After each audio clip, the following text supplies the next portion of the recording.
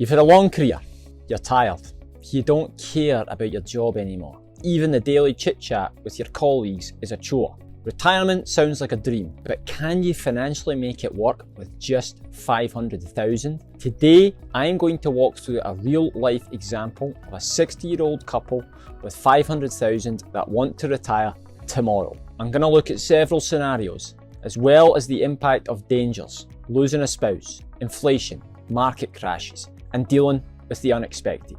It's your favourite Scotsman here again, and if you don't walk away from this today without knowing whether or not you can retire, I will wear my kilt in the next video. Let's get stuck in. Meet Barry and Tracey. We've changed their names for confidentiality, but this is a real life scenario we encounter regularly in our office. Between them, Barry and Tracey have about 400,000 in RRSPs and 100,000 in TFSAs. They have a bit of cash in an emergency fund, which will not include in the calculations, and they also own their own home in the GTA. Their intention is to live in their home for as long as possible, so we're not going to factor the home value into the initial calculations, and instead leave it as a backup if needed. In terms of goals, Barry and Tracey want to retire as soon as possible, so we illustrated them retiring at the end of this year, both at age 60 and needing a little under $6,000 a month to live on. They've already been through an exercise to figure how much they need for a comfortable retirement. In addition to their savings, they have no pensions or other sources of income besides CPP and OAS. We will assume that they're both eligible for maximum CPP and OAS, which they will elect to take at age 65. Let's start with our first analysis. We based our calculations on a few key assumptions. A 5% investment return rate, which reflects a balanced investment strategy, an inflation rate of 2%, and a life expectancy of age 95. Now, under these assumptions, Barry and Tracey could expect to receive an after-tax inflation-indexed annual income of $62,331 a year. This figure is crucial. It represents how much Barry and Tracey can expect to receive each year, adjusted for inflation, to maintain their purchasing power. However, there's a gap. They aimed for an annual income of $70,000 to cover the desired lifestyle, which leaves us a little under $8,000 short each year. So let's look at a couple of adjustments we could make to bridge this gap. Quick break here. If you haven't already done so, please join the over 1,500 others that have downloaded our free retirement guide. Click on the link to get your guide today. You won't regret it. Okay, back to it. Understanding how retirement spending evolves is a must. If you've tuned into our channel before, you're aware that expenses in retirement don't follow a straight line. Let's apply this to Barry and Tracey's situation, taking into account the typical stages of retirement spending: the go-go, slow-go, and no-go years. Initially, Barry and Tracey, like many retirees, plan to be more active during their go-go years up to age 75, and they've envisioned spending $70,000 annually, capturing those dreams of travel and adventure.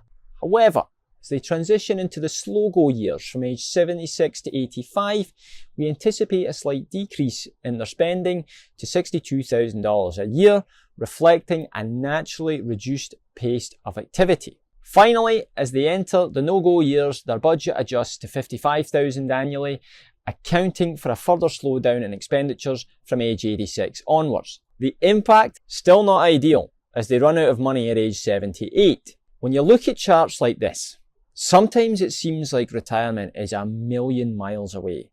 That's not always the case though. Oftentimes, seemingly little changes can have a pretty significant impact on the sustainability of your plan throughout your retirement. So let's see what happens if we add a wee bit of consulting or part-time work up until the age of 65. Barry's a contractor, so it'd be quite easy for him to pick up some work on the side throughout the year.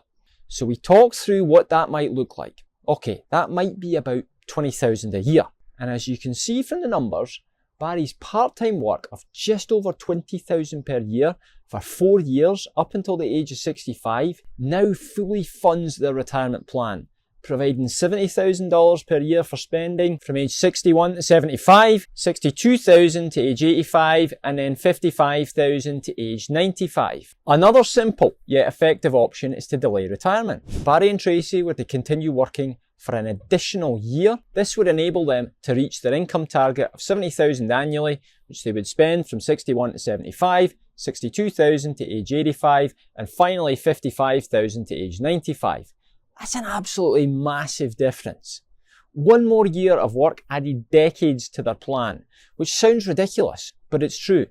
Now, this is all fine and dandy if Barry and Tracey live a long and healthy life. Markets behave themselves, and our good old friend inflation keeps himself in check. As you're well aware though, life doesn't work like that. If one of them passes away, it is by far the biggest financial risk to Barry and Tracey's retirement. Let's assume that Tracey sadly passes at age 80.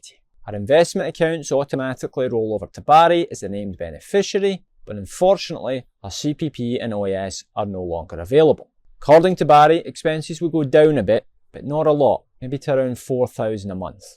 In this case, Barry would run out of money at age 83 if he took the part-time route between ages 61 to 65, or age 84 if he worked for one more year. Neither is ideal. Barry's options are limited. He can try to lower expenses, but tapping into the equity in the home is likely at this point. Selling is the obvious option, or he could look at a reverse mortgage. Personally, I'm not a huge fan of reverse mortgages. There tends to be a lot of administrative costs, and these products can often be pushed on to seniors without them fully knowing what they're getting into. They serve a purpose, but just be fully aware of what you're getting yourself into. The same goes if one spouse needs to move into an assisted living facility. Rent in a lot of these places varies depending on the level of assistance needed, but can be anywhere from $4,000 a month to over $10,000 a month. In this case, Barry and Tracey would more than likely have to use their home equity. Alright, we've covered the morbid stuff. Let's move on to another big risk. Barry and Tracey are a year into retirement, loving their new life, spending lots of time with the grandkids, participating in weekly pickleball, and even having cocktails at lunch on a Monday. Bang! The market crashes and their portfolio drops by 20%. What do? Well, the first thing to do is to remain calm. Don't panic and don't make rash decisions. Let's look at the numbers and assume in a worst case scenario, 20% is wiped from their portfolio. If we assume that they both retire at age 61 and spend $70,000 a year from 61 to age 75, $62,000 to age 85, and then $55,000 to age 95, the funds run out at age 70 with a 20% decline. If they choose the part-time route to make up the balance, they would need to make $52,600 of part-time income for 4 years to get their plan back on track. Not ideal, but not the end of the world either. And if they choose to keep working, it would be an extra 2 years and 2 months. While it's not a perfect situation, it's not as dire as you might imagine. To mitigate this, another option is to be flexible with withdrawals when markets are down.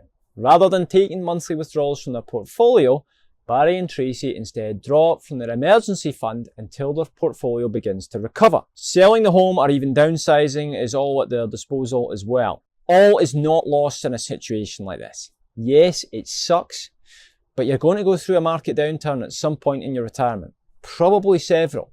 Knowing how you will handle it and planning for the worst doesn't necessarily make it any easier to stomach, but it does at least give you some peace of mind that you will know how to handle it. Inflation is another factor that should be included in any retirement plan. You all know that we've had high inflation over the past couple of years, but it's back down to levels now where we'd like to see it sort of going forward. But what if we say that inflation consistently runs at 3% or more per year?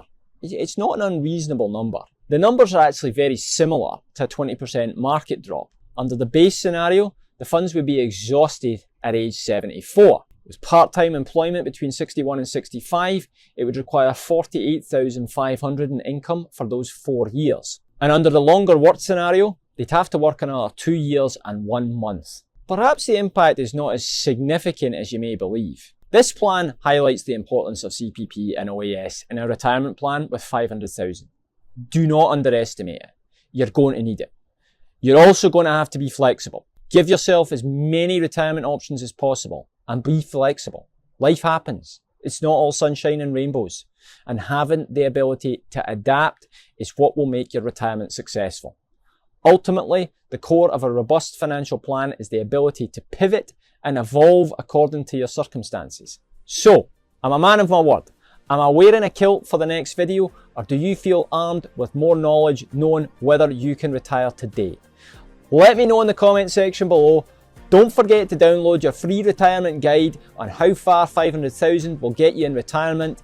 And if you enjoyed this video, you will love this next one on retirement in Canada explained.